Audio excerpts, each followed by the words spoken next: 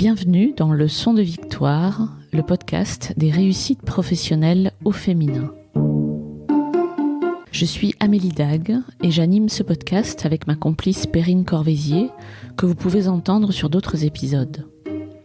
Notre ambition, c'est de vous proposer des témoignages de femmes dont le parcours professionnel nous inspire et d'experts ou d'expertes du sujet de la mixité au travail. Je laisse tout de suite la place à l'invité de cet épisode. Je dirais que c'est une carrière, notamment une carrière à haut niveau, est aussi difficile pour un homme qu'une femme. C'est que je trouve que l'homme, on lui dit qu'il n'a pas le choix, qu'il doit réussir, il a une famille à nourrir, il doit y aller, tout le monde le soutient. Et nous, mais tu rentres trop tard, attention tes enfants. Et donc pareil, quand vous arrivez dans un pays nouveau, personne ne pensait dire à mon mari, il faut t'occuper de l'acclimatation des enfants, c'est très dangereux si tu commences à bosser. Moi, c'était, ils ont besoin de toi, attention, au moins 1 ou 2 ans, sinon c'est trop dur pour eux.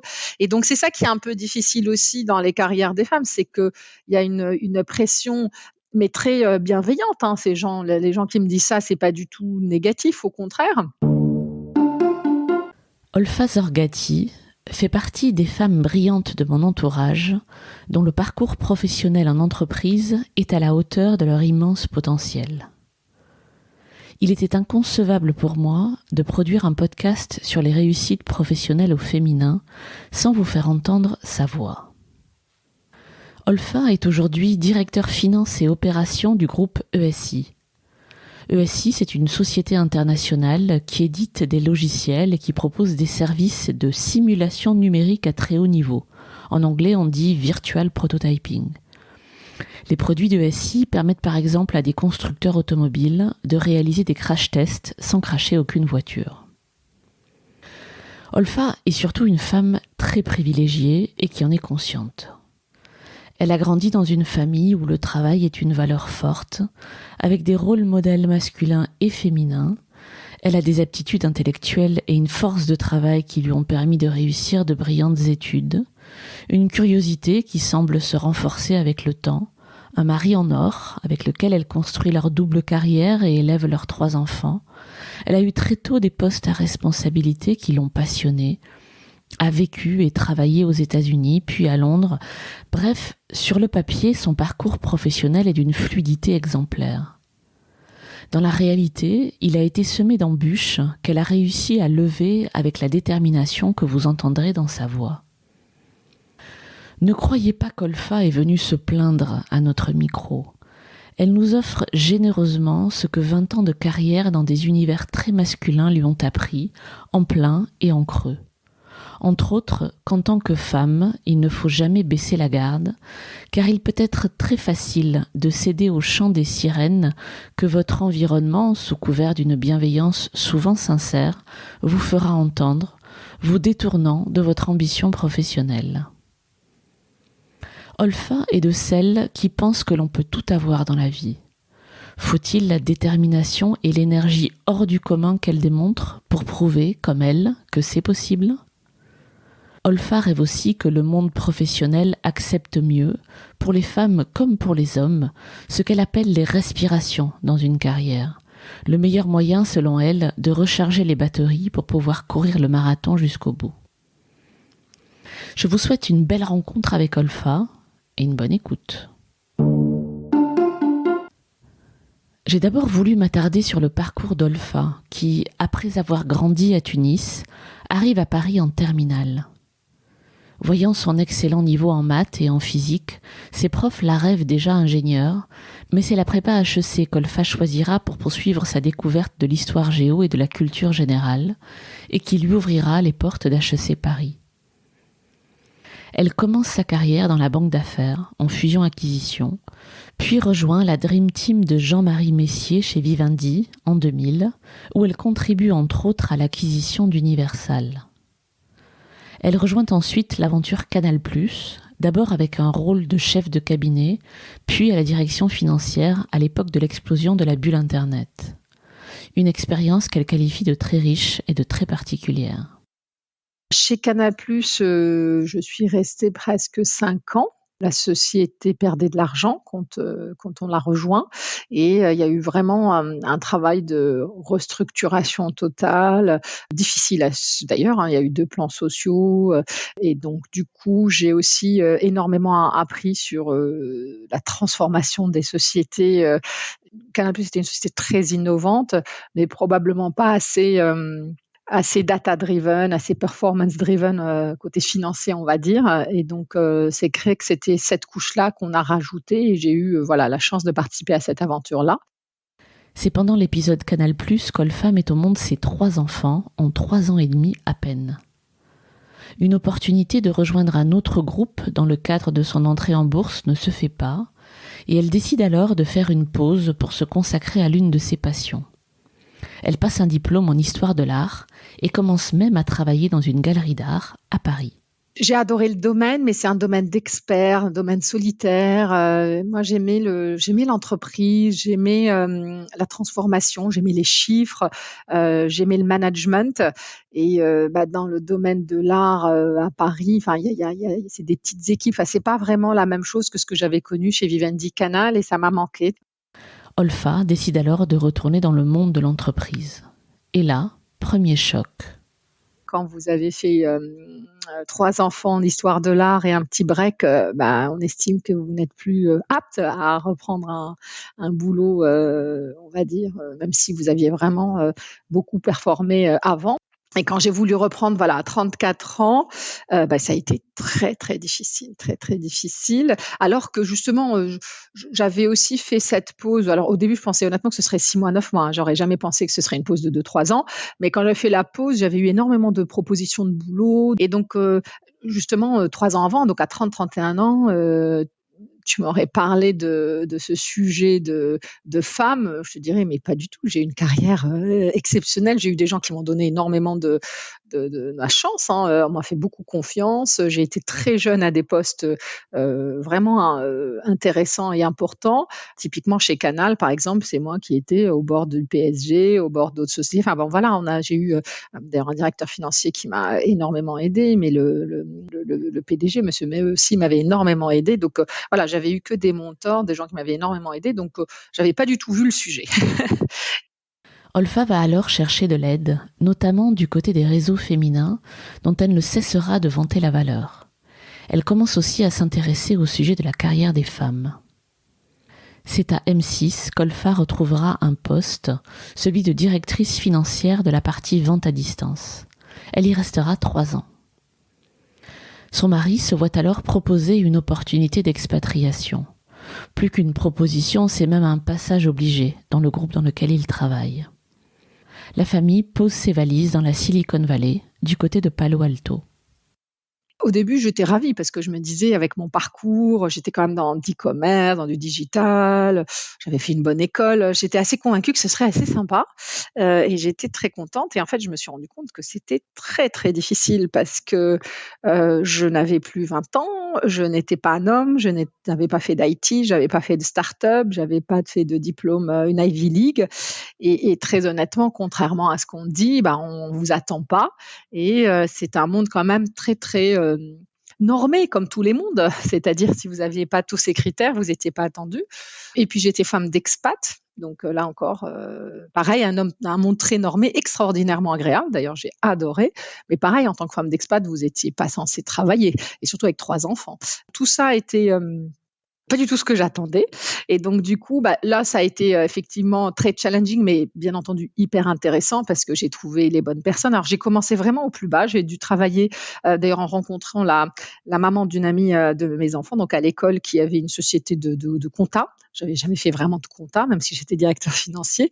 Donc j'ai recommencé vraiment au plus bas niveau. J'ai dû éditer des factures, utiliser un logiciel de compta, et mon mari était pas très content parce que je gagnais moins à l'heure que le prix de ma baby-sit heures, mais j'avais vraiment envie de recommencer quelque part et puis c'est un peu à l'américaine, c'est-à-dire que, ça va très vite là-bas. J'avais mis, presque 9 mois quand même à retrouver quelque chose, mais après au bout de 6-9 mois, j'étais devenue en gros DG de la start-up dans laquelle j'étais. Alors c'est des petites choses, enfin on était 60 personnes, mais quand même. Et en parallèle, ce que j'ai beaucoup aimé dans la Silicon Valley, c'est qu'on pouvait faire ce qu'on appelle des postes part-time, c'est-à-dire que j'étais CFO part-time, donc je pouvais travailler dans plusieurs startups, pas seulement une. Donc j'avais ce rôle de COO dans une des startups qui s'appelait VentureBeat et qui faisait, ouais, à l'époque, on est passé, je crois, de 50 à 70. Mais j'ai aussi participé à une aventure Restlet, une société où j'étais l'employé numéro 3 ou 4, et après on a revendu ça à Talent. Enfin bon, donc j'ai eu vraiment la chance de connaître plusieurs sociétés. J'ai travaillé aussi dans Impossible Food, qui est aujourd'hui devenue une vraie réussite, hein, qui font de la viande sans viande et du fromage sans lait. Et donc voilà. Et donc là, j'ai énormément appris, mais c'était vraiment une expérience difficile aussi, puisque là, c'est le monde anglo-saxon. Et moi, j'étais arrivée avec ma culture quand même très française, où avant de décider quelque chose, il faut réfléchir, prendre le temps. Là-bas, ils décident, et après, si ça marche pas, ils recommencent. Enfin voilà, très très belle expérience. Et pareil là-bas, ça aussi, je dois le dire, je ne disais plus que j'avais des enfants, parce que dans la Silicon Valley, quand tu dis que tu as 3 enfants, tu ne travailles pas, parce qu'ils regardent leur montre dès 4 heures en te disant mais attention, tu es toujours là, mais tu as des enfants. Et donc j'ai fini par ne plus dire. Et même une fois, j'avoue, j'ai menti, j'ai dit que j'avais qu'un seul enfant, parce qu'un seul enfant, ça passe encore. Il y avait quand même une vraie volonté de développer le rôle de la femme. Mais là encore, je suis vraiment revenue des stéréotypes où c'est très facile dans la Silicon Valley pour les femmes.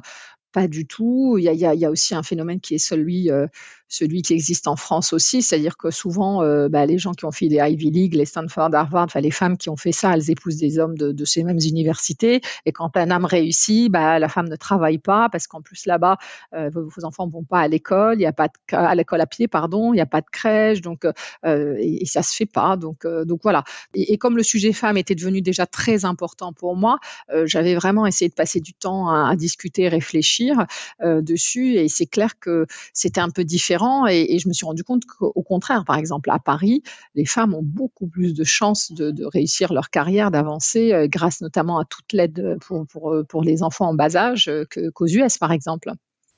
Après la Californie, c'est Londres qui sera la deuxième destination d'expatriation du mari d'Olfa.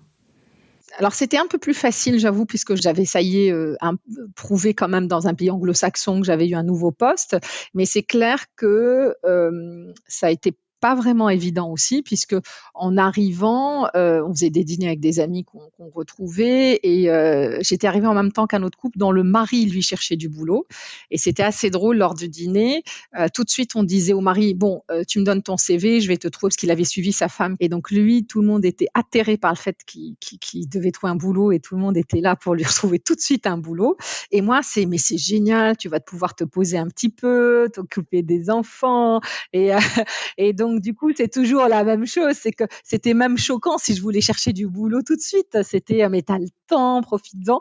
Et moi, c'est quelque chose que j'ai toujours pensé dans le carrière des femmes, notamment quand vous voulez une carrière à haut niveau. Et moi, c'est vrai que je me dis, j'ai fait la même école que mon mari. En gros, à minima, il faut qu'on ait toujours le même type de salaire et le même type de poste. Après, je sais pas pourquoi je me suis dit ça, mais c'est un peu mon côté. Moi, j'adore travailler. J'ai l'impression que j'ai les mêmes capacités, donc je voyais pas pourquoi pouvais pas avoir le même accès, le même salaire. Donc c'était quelque chose d'important pour moi. Et je me rendais compte que c'était pas du tout le cas pour beaucoup de gens. Et donc pour les femmes, pour moi, c'est un peu, oui, c'est comme un marathon où on te dit à chaque minute, mais repose-toi, mais tu es sûr que tu as envie de faire ça, c'est très difficile. Donc je dirais que c'est une carrière, notamment une carrière à haut niveau, est aussi difficile pour un homme qu'une femme. C'est que je trouve que l'homme, on lui dit qu'il n'a pas le choix, qu'il doit réussir, il a une famille à nourrir, il doit y aller, tout le monde le soutient. Et nous, mais tu rentres trop tard, attention tes enfants. Et donc pareil, quand vous arrivez dans un pays nouveau, personne ne pensait dire à mon mari, il faut t'occuper de l'acclimatation des enfants, c'est très dangereux si tu commences à bosser. Moi, c'était, ils ont besoin de toi, attention, au moins 1 ou 2 ans, sinon c'est trop dur pour eux. Et donc c'est ça qui est un peu difficile aussi dans les carrières des femmes, c'est que il y a une pression, mais très bienveillante, hein, ces gens. Les gens qui me disent ça, c'est pas du tout négatif, au contraire. Mais du coup, vous êtes là, si vraiment financièrement je peux me permettre autrement, est-ce qu'il faut que j'aille, et sachant que le boulot c'est dur, hein. J'ai passé mon temps à chercher du boulot sur les 20 dernières années du coup, puisque j'ai chaque fois cherché, mais je considère quand même que c'est pas quelque chose de facile. Ça reste toujours une démarche, et donc Londres un peu plus facile, mais pas tant que ça puisque du coup moi j'avais fait l'expérience de petites structures, mais avant j'étais DAF d'une boîte de 500 personnes et avant j'étais dans un groupe de 3000 personnes. Donc moi j'avais envie de revenir sur des sociétés de taille plus grande, puisque j'adore le management et j'estime que l'expérience Silicon Valley était une parenthèse pour les startups qui m'a permis de comprendre le mode de fonctionnement des VC, des conseils d'administration, de levée d'argent, tout ça. Mais j'aime quand même les grosses structures. Et là, on me proposait plein de jobs dans des startups, mais je ne pouvais plus de nouveau puisque j'avais pas un diplôme de compta ou de finance en Angleterre, enfin comme si c'était nécessaire, absolument pas. Donc j'ai retrouvé vraiment beaucoup de difficultés, mais bon, j'ai fini donc par trouver un très joli job de directeur financier dans une société qui s'appelle Metapack dans les logiciels. Alors justement, mon expérience dans la Silicon Valley m'a permis de découvrir le monde de la tech, notamment de la French Tech, mais globalement de la tech. Et c'est vrai que j'ai adoré. C'est des domaines en forte croissance, mais qui vont continuer à l'être. C'est un nouveau monde. C'est des modèles aussi de business économique hyper intéressants. Et donc voilà, tout ce monde m'a passionnée. Donc j'ai recherché dans ce monde. Donc j'ai fini par trouver une très jolie société. D'ailleurs, il y avait une petite anecdote juste très rapidement, c'est que j'avais eu le chasseur de tête qui m'avait proposé un salaire qui me semblait quand même bas par rapport aux pratiques que je connaissais quand même du marché. Et puis, je lui ai dit juste une petite phrase. Je lui ai dit, écoutez, le salaire, on va voir, mais c'est très clair que si je rentre en tant que directeur financier dans la boîte et que je vois que je suis moins payé que l'ancien directeur financier, je démissionnerai dans la journée. Parce que ce que je disais tout à l'heure, c'est que c'est pas que c'est si important, mais c'est quand même, je trouvais qu'à un moment donné, on a un certain niveau, on apporte des choses, il faut que le salaire soit en lien avec les capacités. Et je m'étais rendu compte que quelque part, l'offre me semblait un peu bizarre versus le poste, et ça n'a pas loupé. Le lendemain, j'avais une offre supérieure, largement. Et après, en discutant avec le chasseur de tête, il m'a dit oui, mais bon, vous étiez femme d'expat et tout. On s'était toujours dit que c'était pas un sujet important, par exemple. Donc voilà, ça aussi, je pense qu'on fait rarement à les hommes ce genre de choses. Après, c'est entre guillemets des anecdotes, mais c'est vrai qu'il faut qu'on reste toujours très très vigilante en tant que femme pour être sûre d'être positionnée au bon endroit, d'avoir le bon salaire. Et j'avais eu d'ailleurs d'excellents conseils, hein. Au début de ma carrière, j'avais rencontré une partenaire chez Lazare qui avait une très belle carrière, Amélie Négrier, qui m'avait dit surtout toujours le salaire. Et puis aussi, alors un autre conseil qui m'avait énormément aidé, c'est il faut investir en toi. J'avais pas tout de suite compris, mais investir en toi, c'est-à-dire prendre toute l'aide là où on peut la trouver, en termes de nounou, de femme de ménage, choses comme ça. C'est pas ne pas être présent pour tes enfants, mais les choses simples qu'on peut déléguer, il faut les déléguer et investir, même si au début on n'a pas forcément énormément les moyens. Et c'est vrai que ces 2 conseils, j'ai essayé beaucoup de les suivre parce que je pense que parfois, les femmes essayent de tout faire et malheureusement on n'est pas capable de tout faire. Personne n'est capable de tout faire. C'est aussi une blague que je fais souvent. Je disais: «Si j'avais épousé une femme, j'aurais une super carrière», mais vraiment. C'est une des blagues que je fais à mon mari de temps en temps quand je me rends compte qu'il fait pas suffisamment, on va dire. Et c'est vrai que je pense que beaucoup d'hommes le reconnaissent quand ils parlent de leur parcours et leur carrière. S'ils n'avaient pas une femme qui avait un peu tout géré, ils n'auraient pas eu cette carrière. Et c'est clair que alors moi je le pense, si j'ai la carrière que j'ai, c'est grâce à l'homme que j'ai qui a fait mon mari, qui a fait des choix. Il n'a pas accepté d'aller en Angola ou là où ça aurait été peut-être plus compliqué pour ma carrière. Donc bien entendu, je pense que vous pouvez pas avoir une carrière si votre partenaire n'est pas le bon, ça c'est une certitude. Mais je fais la blague que si vraiment les hommes étaient comme les femmes, alors là les carrières des femmes exploseraient. Olfa et son mari décident alors de revenir à Paris, leurs enfants étant devenus adolescents. J'ai cherché un groupe toujours dans ces domaines de tech, hein, que j'adore. Et puis c'est des mondes masculins aussi. Je pense que c'était important pour moi d'avoir une place dans un monde masculin. Je sais pas exactement pourquoi, mais je sais que c'était quelque chose que j'ai recherché, d'essayer quelque part de promouvoir plus de femmes dans ces mondes masculins. Dans tout mon parcours, chaque fois, j'ai fait plusieurs actions pour promouvoir les femmes, et c'était quelque chose d'encore plus essentiel. Et voilà, ça s'est fait. Donc j'ai rejoint rejoint le groupe ESI qui a une vraie stature, en pleine transition, puisque en fait, quelques semaines après que j'ai rejoint le groupe, le fondateur a laissé la place en tant que PDG à sa fille. Donc, j'ai la chance extrême d'avoir une patronne femme. Je trouve que c'était une expérience que j'avais pas eue encore. Et effectivement, maintenant, ça fait bientôt 3 ans et c'est génial de pouvoir travailler aussi avec une femme. Et contrairement à ce que disent certaines femmes, ça se passe très très bien. Alors, c'est vraiment d'abord le fit, hein, bien entendu, mais c'est vrai qu'aussi d'avoir plus de femmes au comité exécutif ou autre, parce que nous, on a la chance d'avoir aussi la directrice governance et legal qui est une femme. Donc, on a sur 7 membres du COMEX 3 femmes, donc c'est assez équilibré et c'est clair que c'est quelque chose que j'apprécie particulièrement. Et puis j'ai demandé à Olfa si elle se souvenait de ce qu'elle voulait faire plus tard, quand elle était enfant. Écoute, pas vraiment. Je suis quelqu'un qui a malheureusement très peu de souvenirs. J'ai pas une excellente mémoire et j'essaie de me rappeler, parce que mes enfants me demandent ça maintenant. Je n'ai pas vraiment de souvenirs. Ce qui est sûr, c'est que j'étais quand même très privilégiée, puisque j'avais un environnement de travail autour de moi. Papa a été haut fonctionnaire toute sa carrière. Enfin, il avait étudié en France, après revenu dans le ministère du Plan et des Finances. Donc, c'est pas par hasard, je pense, après que j'ai été en finance. J'ai une relation très privilégiée avec mon père, beaucoup d'admiration. Et il a fini d'ailleurs même ministre des Finances pendant une dizaine d'années. Et ma mère était professeure d'anglais. Et à l'époque, c'était pas quelque chose de traditionnel, c'est-à-dire que sa mère était assez désespérée. Elle voulait qu'elle se marie, elle voulait même pas qu'elle aille jusqu'au bac, elle voulait qu'elle se marie entre 16 et 18 ans. Et ma mère est partie dans les années 60 aux États-Unis pour pouvoir faire des stages d'anglais. Enfin, c'était quelque chose d'assez exceptionnel.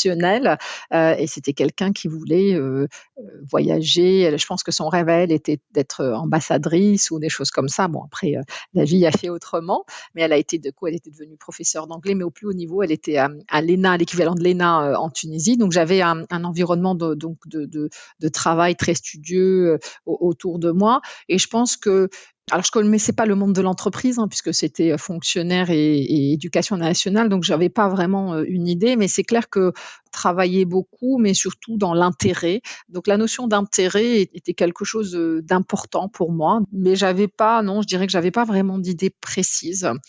Je continue à adorer découvrir des choses, hein. Ça, je dois avouer qu'aussi, ce qui me passionne souvent, c'est de découvrir d'autres mondes.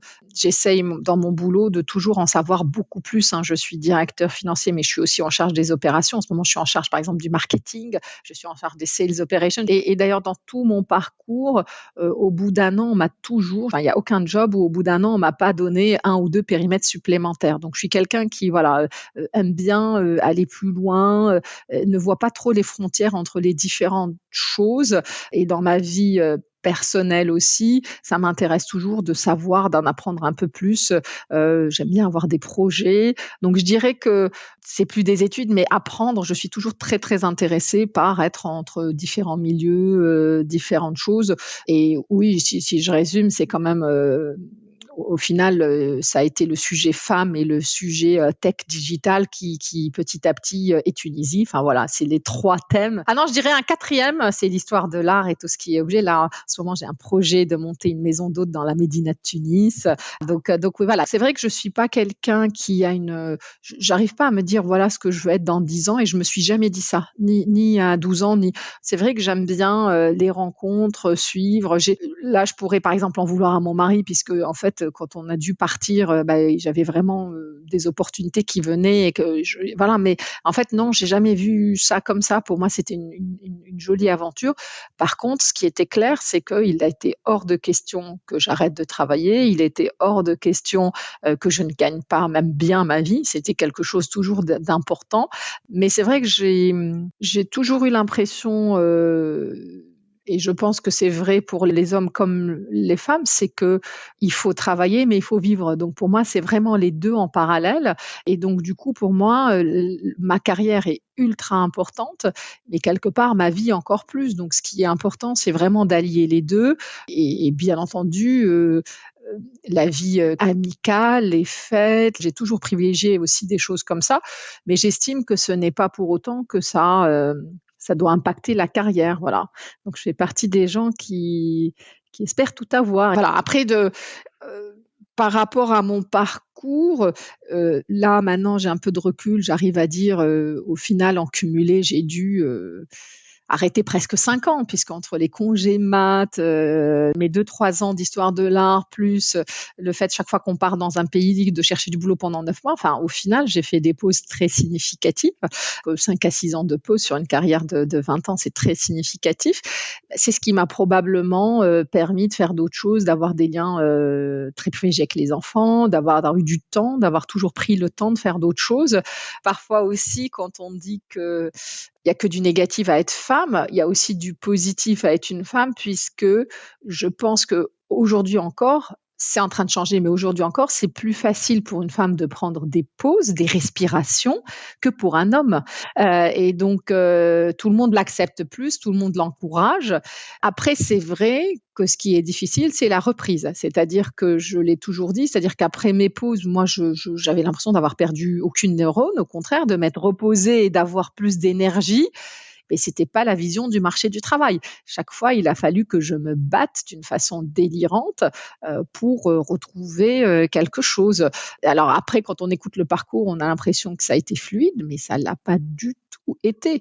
Et c'est ça aussi où j'aimerais vraiment qu'on puisse, dans l'avenir, accepter ces respirations, ces pauses et que ce soit naturel de pouvoir faire autre chose et de revenir et au contraire, parce que je pense que c'est enrichissant et je pense que c'est valable bien sûr pour les femmes qui aujourd'hui encore portent beaucoup la responsabilité de l'éducation des enfants, mais c'est complètement valable pour les hommes aussi.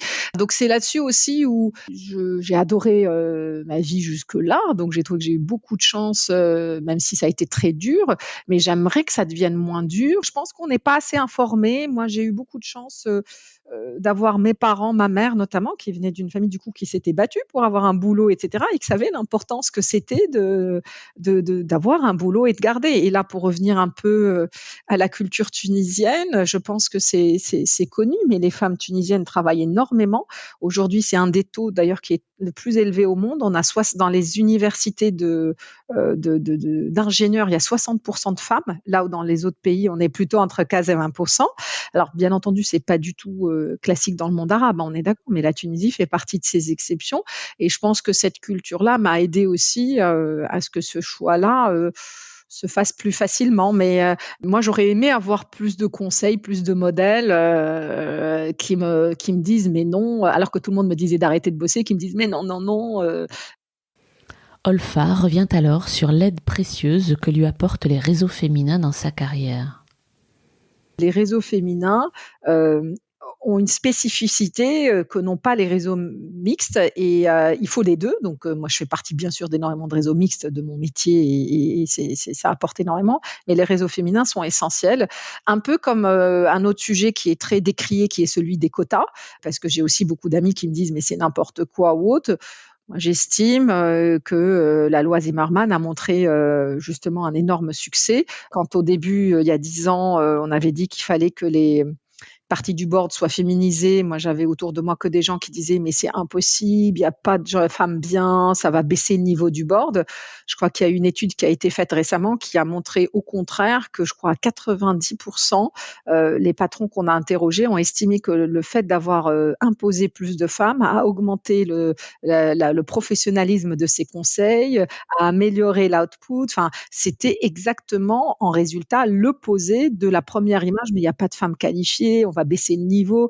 Donc voilà, et je pense que ces quotas sont essentiels. J'espère qu'on n'aura pas besoin de les faire durer éternellement, et je reste positif là-dessus, mais oui, je pense il faut avoir une action. Moi, c'est trop difficile, même pour les hommes les mieux intentionnés, de choisir une femme. Ensuite, Olfa partage avec nous plusieurs anecdotes. La première lui a été confiée par un homme haut placé dans l'univers de la banque. Il devait choisir entre un homme et une femme pour un job. Il hésitait, les deux avaient vraiment le bon parcours et en gros, il devait décider lundi, donner sa réponse officielle lundi. Donc il y avait tous les entretiens, tout ça officiel et tout. Et dimanche soir, à 22h, il y a le mec, donc l'homme, qui l'appelle en lui disant, il connaissait et l'homme et la femme depuis longtemps. C'était un trio au poste, je vais pas te donner tout le détail, mais il les connaissait tous les deux depuis 10-15 ans. C'était des gens à qui il travaillait, etc. Donc il l'appelle à 22h en lui disant, écoute, je veux vraiment te montrer quelque chose d'important. J'ai réfléchi à exactement ce que je veux faire. On se retrouve, ils étaient à Londres, donc à tel hôtel, à côté de chez toi. Et ils ont passé en gros de 22h à 2h du mat à discuter du plan, de ce qu'il faut faire, etc. Et du coup, le lendemain, vu la motivation du mec, vu tout ça, il a dit: «Bon, il est beaucoup plus motivé qu'elle, il le veut absolument ce job, il est pour lui». Et après, il a dit: «J'ai compris, quelques mois après, que j'avais fait une énorme erreur, surtout parce que j'ai été, sensibilisé au sujet des femmes grâce à la personne de la diversité, et cetera. Parce que si ma femme avait répondu à un coup de fil de 22h d'une femme qui aurait dit: «Est-ce qu'on peut se retrouver à l'hôtel à 22h jusqu'à 2h du mat pour que je te dise mon plan?» Et il a dit: «Ma femme n'aurait pas dit oui et moi je n'aurais pas dit et il y aurait pas eu ce meeting et j'aurais trouvé que c'était indécent de sa part de m'appeler. Et alors que l'autre, j'ai trouvé que c'était gonflé, mais j'ai quand même accepté. Et au final, j'ai vu ça comme quelque chose de positif. Et donc, elle n'a pas eu sa chance. J'ai donné d'autres exemples. Un des patrons serial killers dans les startups dans la Silicon Valley avait une nouvelle idée. Il aimait bien travailler avec deux hommes, un CTO et un autre, et puis une femme avec qui il aimait bien travailler. Et pour se lancer sur l'idée, c'était sa façon de faire, il a dit, bon, allez, on va passer 3 jours à Las Vegas, on s'enferme dans une suite et on sort le BP, les idées qui on veut recruter, on fait tout le truc et comme ça, c'est fait. Et les deux hommes ont accepté. Et la femme, son mari, était pas tout à fait d'accord qu'elle parte à Las Vegas passer 3 nuits à l'hôtel avec 3 autres hommes. Et même elle était pas tout à fait à l'aise pour accepter cette décision. Et donc, elle y a pas été. La société a été un grand succès financier. Et elle en a pas fait partie. Et encore une autre anecdote. Enfin, après, c'est de l'histoire tout ça, mais c'est des choses aussi qui montrent que c'est quand même compliqué. C'est pas la même chose. Et donc les femmes, on doit absolument. C'est pour ça que moi je suis contente de tout ce qu'on dit. Il faut absolument sensibiliser les hommes à ces sujets-là. Encore une autre anecdote que j'ai vécue dans une de mes boîtes. On avait une femme Chief Marketing Officer et un homme Chief Revenue Officer, donc en charge du commercial. Vraiment dans le même mois, plus ou moins, l'homme fait une erreur côté stratégie pour la vente. Il signe un contrat où honnêtement, voilà, il n'aurait pas dû le faire, c'était pas une bonne idée. Et puis la femme, pareil, signe un contrat de partnership en tant que Chief Marketing Officer qui n'était pas terrible. Après, on a un board où on discute de ces 2 erreurs-là. C'était pas très grave non plus, mais on a remonté le sujet au board et ces 2 personnes-là sont venues pour expliquer pourquoi ils rétropédalaient sur ces 2 sujets-là. Et à la fin du meeting, les membres du COMEX qui étaient 100% masculins, j'étais la seule femme du board, un peu quand on est allé déjeuner, je crois, etc. En parlant, on dit à l'homme, donc au Chief Revenue Officer, tu as pris trop de risques, c'est pas bien, mais bon, on a tous fait des erreurs pareilles. Bon, ça s'est bien passé. Et face à la femme, c'était une réalité. Ils avaient vraiment pas compris pourquoi elle avait fait ce partenariat, parce que pour eux, c'est un truc un peu bizarre ou autre. Et c'était pas une question de. Moi, en tant que femme, j'avais plus compris pourquoi elle avait essayé de faire ça comme ça, mais eux, en tant qu'hommes, c'était pas un truc risqué, c'était juste un truc. Et donc, le feedback, c'était honnêtement, je comprends pas pourquoi tu as fait ça. Et alors, elle est sortie démoralisée et puis elle a fini par démissionner. Et le mec a continué parce que voilà. Et quand j'ai un peu discuté, donc ça je l'ai su après, mais quand j'ai discuté après avec les board members en disant est-ce que vous vous rendez compte du négatif que vous l'avez donné à la femme et du positif que vous avez fait à l'homme, en gros, le côté, je caricature un peu, mais le côté risque viril, c'est très bien, mais le côté partenaire et tout, je comprends rien à ce que tu as essayé de faire. C'était pas OK. Et il me dit, mais ça n'a rien à voir pour nous, hommes ou femmes, rien à voir. Donc c'était sincère, ils n'avaient pas du tout. Mais en réalité, aujourd'hui, tant qu'on a un board très, très masculin, il y a quand même des différences parfois de sensibilité, même dans le business, entre une approche féminine masculine. Je ne dis pas que c'est tout le temps le cas, mais ça peut arriver. Et dans ces cas-là, une approche plus virile et comprise, une approche plus féminine. Alors pareil, je caricature, voilà. Donc voilà, c'est un peu des anecdotes pour dire que je force un peu le trait, mais pour moi, tant qu'il n'y aura pas une direction générale vraiment diversifiée, puisque c'est pas que le sujet de la femme, hein, en tant que Tunisienne, moi j'ai souffert pendant des années, il n'y avait pas un seul Tunisien, un seul Maghrébin en France, là où de petit à petit, maintenant aujourd'hui on a presque 20% de Maghrébins, et dans un grand nombre de grands groupes français, à part au plus bas niveau de l'échelle, voilà. Ben, c'est en train de changer. Et bien entendu, pour refléter la société et pour aussi, alors je pense que toutes les études le montrent, hein, une approche diversifiée est hyper importante. Avoir des points de vue différents, c'est important. Et là, pour moi, la femme, c'est 50% de la population, donc c'est une des choses très très importantes.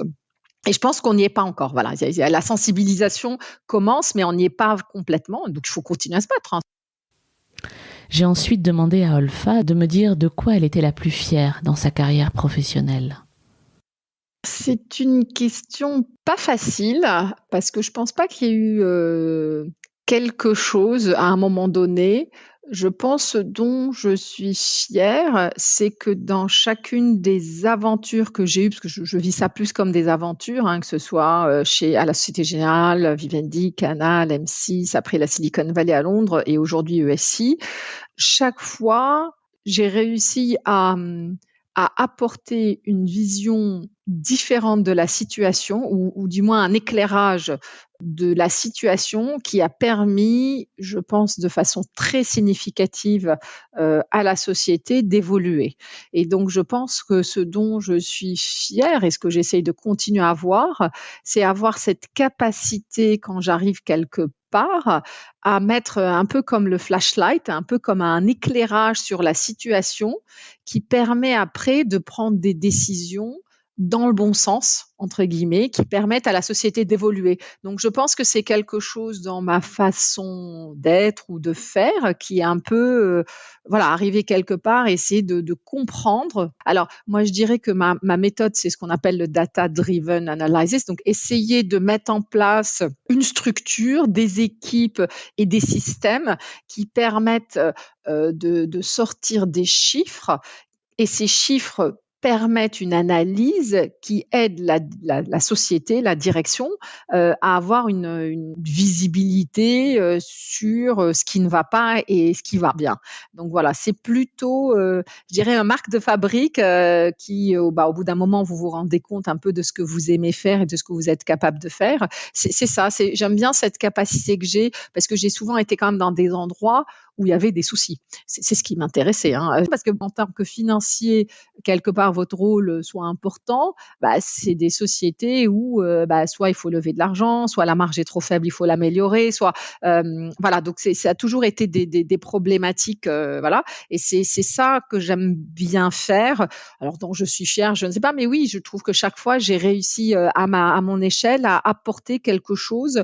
Je pense que ce qui me rend fière aussi, je dirais, c'est que ça a été comme toute société dans laquelle la situation est compliquée, c'était chaque fois des sociétés compliquées. Et j'ai réussi, parce que c'est quelque chose d'hyper important pour moi, à toujours, même si c'est pas tout de suite le cas, garder d'excellentes relations avec les gens avec qui il y a pu y avoir des interactions dures ou autres. Pour moi, quand je travaille quelque part, je crée des liens et même si je peux être dure parfois, perçue comme dure, même si je travaille sur des plans sociaux, je fais partir enfin voilà, il y a des choses pas drôles du tout parce que j'ai été dans des sociétés où il y avait des choses dures à faire, des ventes, des sessions j'ai essayé toujours que ce soit complètement professionnel, complètement rationnel et d'essayer au contraire d'expliquer aux gens au maximum que c'est pas eux le problème, c'est la situation, c'est le fit.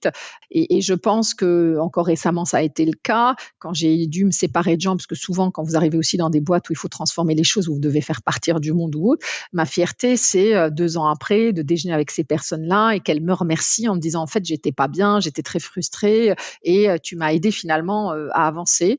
Je pense que l'autre fierté que j'ai, c'est les femmes que j'aide, puisque ça, je m'étais engagée à le faire et je continue à le faire. C'est-à-dire chaque fois qu'une femme rentre de congé maternité dans mes équipes, je vais lui parler et je lui propose 2 choses, parce que les femmes ont des envies différentes.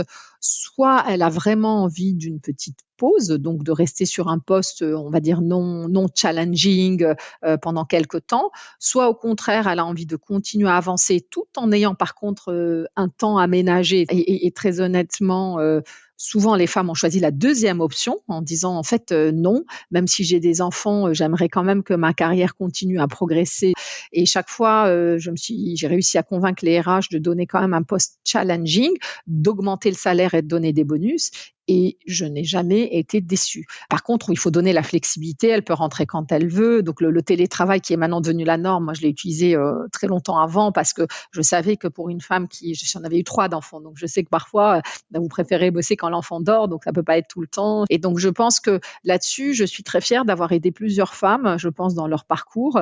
Et je pense que il faut qu'on le fasse beaucoup plus, hein, d'aider les femmes parce qu'elles-mêmes, à un moment donné, si elles ne sont pas aidées, si on les traite exactement comme un homme, c'est très difficile pour elles, puisque quand vous venez d'accoucher ou autre, vous avez des contraintes qu'un mari n'a pas, beaucoup, beaucoup moins du moins. J'ai alors demandé à Olfa si elle pensait que le fait d'être une femme avait eu une influence positive dans les réussites qu'elle venait de décrire, une influence négative ou si c'était neutre. Non, je pense que c'est tout sauf neutre. Ça, c'est certain que c'est tout sauf neutre. Je pense que quelque part, savoir qu'on est une femme et savoir que ce n'est jamais neutre, puisque même si les hommes, moi, souvent, la plupart des mecs, mais moi, je fais aucune différence. Alors là, moi, j'entends ça tout le temps. C'est absolument pas vrai. Moi, je le vois très bien quand ils doivent discuter d'un truc, ils ont une autre façon de discuter avec un homme avec qui ils bossent depuis 10 ans qu'avec une femme. C'est juste différent. Et donc, pour moi, oui, il y a une énorme différence. Après, elle m'a été négative à plusieurs reprises dans ma carrière, hein. Je l'ai déjà vécu. Par exemple, à un moment donné, j'avais un poste qui m'intéressait vraiment et j'ai eu tous les entretiens. Je suis arrivée au dernier entretien avec le patron à l'époque, qui devait accepter ou pas. Et puis à la fin, il m'a dit, écoutez, j'adorerais bosser avec vous. Tout est ouvert, mais vous avez 3 enfants. Je ne me sentirais pas à l'aise de vous appeler à 10 heures du soir pour parler d'un sujet. Je ne me sentirais pas à l'aise de vous faire sortir de chez vous un dimanche si j'ai besoin de travailler sur quelque chose. Alors moi, je lui disais, mais si, moi, je suis d'accord. Et il m'a dit, bah non, je sais, je suis désolée, mais moi, je ne suis pas prêt à le faire. Et d'ailleurs, je le remercie pour son honnêteté, mais clairement, j'ai pas eu le job. Et après, j'ai eu bien sûr plusieurs fois, est-ce que votre mari est d'accord s'il y a beaucoup de voyages, etc. C'est une phrase que j'ai eue plein de fois. Et puis encore récemment, hein, les board members ou autres, quand vous voulez prendre un poste un peu, ils te disent, mais tu sais, on connaît ton mari et tout, est-ce que tu es sûr que par rapport à l'équilibre familial et tout. Donc, c'est vraiment bienveillant, mais c'est quelque chose qui revient en permanence, c'est une certitude. Et ils le disent pas dans un cadre, ils le disent à la fin de l'entretien en disant, bon, moi je pense que c'est bien que tu viennes, ce serait top pour la boîte, mais réfléchis-y, c'est une boîte très internationale, tu travailles avec San Francisco, c'est des gros horaires, est-ce que vraiment ça vaut le coup? Je pense que tout ça, il le dirait pas à un homme. Donc, c'est un peu, je reviens à mon exemple de marathon de tout à l'heure, vous pouvez y arriver, il vous empêche pas complètement, mais c'est vrai que déjà vous êtes pas sûr, vous hésitez et tout le monde vous rajoute un peu d'hésitation. Donc il faut et c'est ça aussi. Bon, j'ai probablement énormément d'énergie, j'ai beaucoup de chance. Je fais partie des gens, je touche du bois, hein, ça va peut-être changer demain, mais jusque là j'ai énormément d'énergie, j'ai besoin de très peu de sommeil, donc effectivement j'ai une capacité de travail. Bon, ok, mais c'est pas normal. Enfin, je pense qu'un homme avec mes capacités aurait un poste aujourd'hui beaucoup plus élevé. Voilà, enfin, je le pense très sincèrement. Je pense que pour avoir le même type de poste, on doit être beaucoup plus performante en tant que femme. Et donc, du coup, je sais plus, d'ailleurs, c'est une phrase connue, le jour où on donnera des postes à des femmes incompétentes, on serait à égalité. Pour moi, déjà, le jour où on donnera des postes à niveau équivalent, on sera à l'égalité. On n'y est absolument pas. Moi, j'ai dû déployer pour avoir le même type de poste, je dirais 2 à 3 fois plus d'énergie qu'un homme, parce que voilà, je devais gérer mon mari, je devais gérer les voyages, les enfants, en plus de bosser, en plus de. Donc du coup, pour moi, il y a une énorme différence et ce que j'essaye un peu au travers de mes actions dans les réseaux féminins, parce que je suis toujours hyper impliquée et dans chacune des sociétés, j'essaye de créer vraiment un réseau féminin particulier à la société. Alors, il y a des gens qui sont contre en disant, mais c'est injuste, pourquoi est-ce qu'il n'y aurait pas un réseau d'hommes et tout? Mais ce qu'ils comprennent pas, enfin, ou du moins, c'est mon point de vue, c'est pas la même chose. Après, ça commence peut-être un petit peu à changer, je l'espère très sincèrement. Je pense que le monde actuel est en train de bouger. Enfin, moi, je suis très optimiste quand même hein, par rapport à ce qui se passe aujourd'hui, puisque j'ai quand même de plus en plus de coups de fil, de chasseurs de tête qui cherchent des femmes. Et alors, il y a des gens que ça choque complètement. Moi, ça me choque pas du tout. Je trouve que c'est très bien. Au contraire, c'est enfin. Alors, moi, j'ai des amis qui me disent, mais c'est insupportable, on m'a appelé en me disant qu'on veut une femme. Alors là, c'est oh là là, l'horreur absolue et tout. Et là, mais pendant 100 ans, on a appelé en disant on veut un homme. Alors, j'espère bien que dans 10 ans, il y aura plus la peine, mais pour l'instant, moi, ça me dérange pas du tout qu'on me dise qu'il faille plus de femmes. Et je suis même convaincue. J'ai encore eu là récemment des copains qui cherchent par exemple des gens dans leur conseil d'administration et j'ai beau leur donner des noms de femmes, ils me disent oui mais elle a pas telle expérience, elle a pas telle... Enfin, je veux dire, tant qu'on attend à ce que les femmes aient exactement la même expérience des hommes, c'est impossible. La femme, elle n'a pas la même expérience, il faut accepter de mettre des femmes avec une expérience différente. Ça ne veut pas dire qu'elles ne feront pas un meilleur boulot. Et ça, j'arrive pas du tout à le faire entendre. Aujourd'hui, on cherche des femmes qui ont l'expérience des hommes et le vécu des hommes. Et ça, il y en a pas. Enfin, il y en a très peu. Alors, il y en a, mais du coup, elles sont toutes déjà sur 10 boards, sur 10 comex. Enfin, voilà. Et tant qu'on cherchera des femmes clones d'hommes, au moins pour l'instant, il y en a pas. Et ça, il y a encore beaucoup de travail, mais ça bouge dans le bon sens. On commence à avoir plus de succès, et donc ça commence à être. Enfin, j'espère. Après, on va voir aussi si cette crise actuelle va avoir un impact là-dessus. Je reste positive. De toute façon, il faut et on va se battre pour ça. À la question « Y a-t-il des choses que tu aurais aimé savoir plus tôt dans ta vie professionnelle ?» Voici ce que répond Olfa. Oui, tout ça justement. Moi, je trouve que j'ai dû faire beaucoup de choix toute seule et c'est un peu comme tout. D'ailleurs, je le dis un peu, à mes enfants. Je donnais un exemple tout bête à ma fille en disant: «Si tu te dis que ce livre est dans la bibliothèque, tu vas le trouver. Si tu te dis: "Je sais pas s'il est dans la bibliothèque ou pas", comme tu vas moins chercher, tu seras pas sûr qu'il est là, tu as moins de chances de le trouver». Donc le fait d'avoir des certitudes même fausses, elles te permettent d'avancer plus en fait, d'avancer plus vite. Et je pense que si on m'avait expliqué que c'était OK de faire quelques pauses, que c'était pas grave de faire certains choix et qu'on pourrait quand même, aujourd'hui j'ai sur un très bon poste, très bon niveau, etc. Et que mes choix d'arrêter de temps en temps, de faire autre chose et tout n'étaient pas si graves, je pense que j'aurais vécu tout cela beaucoup plus sereinement, beaucoup mieux. J'aurais probablement fait même plus que ce que j'ai fait. Et donc je pense que oui, il y a vraiment aujourd'hui un manque criant, je pense, de modèles qui font accepter différentes façons, qui rassurent, qui donnent. Et alors moi, j'ai un garçon et deux filles, et c'est vrai que j'essaye pour les trois. Ils l'ont déjà en modèle à la maison, mais j'essaye aussi de leur dire au maximum que le monde est différent pour des gens différents, et donc il faut très tôt qu'ils essayent de trouver des modèles. Moi, je crois quand même énormément au rôle modèle, et c'est pour ça que je suis souvent très très agacée quand certaines femmes qui réussissent disent ah non non mais moi je veux pas être vue comme un rôle modèle, je veux pas parler de ma vie, je veux pas parler, c'est n'importe quoi, il y a pas de sujet. Ça c'est vraiment très difficile parce que oui, je pense qu'il y a vraiment, moi j'aurais beaucoup aimé avoir plus de rôle modèle. J'ai eu quelques aides, bien sûr comme toujours, hein, ma mère, ma grand-mère, des modèles de femmes battantes et tout, mais au boulot j'aurais aimé en avoir un peu plus quand même. J'ai rencontré des femmes qui avaient des parcours intéressants qui m'ont inspirée, mais un peu de loin. Elles n'avaient pas un rôle actif de voilà, c'est moi quelque part qui suis allée chercher un peu, mais c'est clair que il y avait pas énormément de femmes qui avaient de très hauts postes autour de moi, hein. Donc il y avait que des hommes, hein. Moi j'ai passé ma carrière à être dans des salles, alors en banque d'affaires, en tech et en fusion acquisition, enfin dans tout ça, j'avais des salles d'hommes en fait. J'avais très très peu de femmes, hein. Et donc du coup, ça m'a manqué, oui. Comme moi, vous vous demandez sûrement comment fait Olfa pour garder cette incroyable énergie. Bah, les amis, je dirais, la famille, moi je suis quelqu'un, alors c'est un peu moins, possible en période de confinement, mais bon, j'organise très régulièrement des dîners, des fêtes, je m'occupe de sujets qui n'ont rien à voir, je suis toujours sur des projets, en parallèle, mais c'est vrai que c'est souvent, organiser une grosse rencontre. Moi, je fais beaucoup aussi à la maison des dîners autour d'un sujet, par exemple, on est une quinzaine et on parle d'un livre, on parle d'une pièce de théâtre, je fais partie de clubs clubs qui m'apportent énormément. Par exemple, à Paris, il y a le club We Are qui vient d'être ouvert, et on peut le soir soit avoir une projection d'un film et une discussion dessus, soit un groupe de rock et vous rencontrez plein de gens.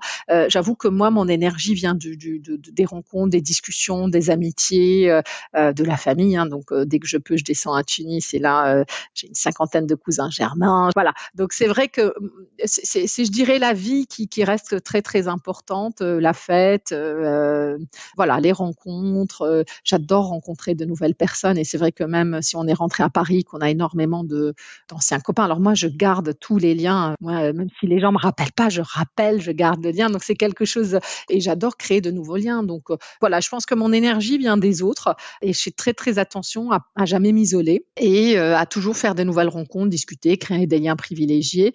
Et du coup, même quand il y a des périodes difficiles où le boulot va mal et tout, il y a toujours un autre projet ailleurs, autrement, que je fais ou auquel je participe. Par exemple, j'ai participé à une exposition qu'on a montée en Tunisie en 1857, la promulgation de la fin de l'esclavage et aussi les droits juifs. Aujourd'hui, je suis au conseil d'administration de la Société d'histoire des Juifs de Tunisie et on fait énormément de choses. Là, on va faire par exemple un cercle autour des écrivaines tunisiennes. On va parler de Gisèle Halimi, qui a été une grande figure juive tunisienne. Je suis bien sûr, moi, musulmane tunisienne. Mon mari est français catholique et mes meilleurs amis sont juifs. Donc pour moi, alors la culture est très importante, le patrimoine, voilà.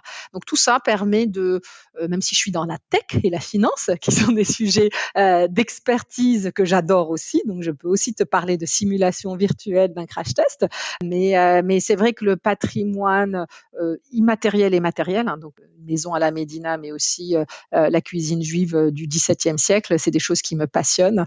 Je lis énormément aussi, donc je lis sur tous ces sujets-là. Et voilà, du coup, je peux déprimer 1 heure ou m'abattre 1 heure, mais après, je prends un autre livre, un autre sujet et j'arrive à me remotiver. Pour finir, j'ai demandé à Olfa ce qu'on pouvait lui souhaiter pour la suite de son parcours professionnel. Écoute, toujours plus, je dirais, parce que c'est vrai que, par exemple, moi, j'adore le management, j'adore, avoir, des responsabilités, des projets, donc beaucoup plus de projets, professionnels et personnels. C'est vrai que je sens que j'ai encore beaucoup de capacités, beaucoup d'énergie pour donner et donc voilà, j'aimerais, continuer et avoir la chance peut-être de pousser plus de projets jusqu'au bout, et perso et professionnel. Et donc, c'est vrai que sur le côté professionnel, voilà, je me rends compte que comme beaucoup, on a encore 20 ans de carrière et j'en suis mais ravie parce que voilà, j'ai hâte de connaître la suite, d'en faire plus. Après, j'ai pas forcément un domaine mais c'est vrai que j'aime beaucoup ce que je fais actuellement et donc continuer à avoir des choses qui me passionnent encore plus pendant de longues années, j'espère. J'espère que vous avez apprécié ce podcast autant que nous avons aimé le préparer pour vous. Le son de victoire est proposé par Human Learning Expedition ou HLX, qui a également produit Talents Précieux, le podcast de la réussitologie. Pour en savoir plus sur HLX, connectez-vous sur humanlx.com, humanlx.com, ou suivez-nous sur LinkedIn. Si vous aimez ce podcast, le meilleur moyen de le soutenir est de laisser un avis 5 étoiles et un commentaire sur Apple Podcast et bien sûr d'en parler autour de vous. Cela permettra à d'autres de le découvrir. Merci pour votre écoute et à bientôt.